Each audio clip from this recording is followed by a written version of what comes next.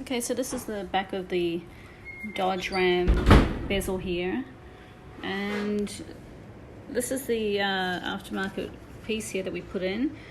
It's kind of a bit of a tight fit trying to get all these in. So you got that one and that one to go through, this one and this, and then these are all good here, nothing goes through those, and then just these two on each side.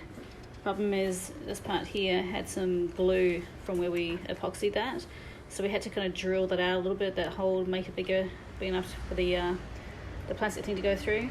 But once we did that, it clipped into place.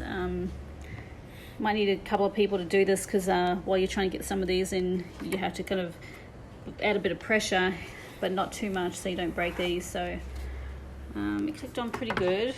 And then if we put this up here, that's how it looks. So I think that's pretty good, actually. That's not pretty good. What is that? Epoxy right there?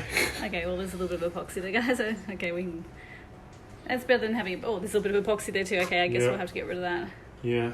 But on the whole, I think it looks pretty good. When we screw on the back stuff, that'll help keep this plate locked in when we screw the stuff on the back. Yeah.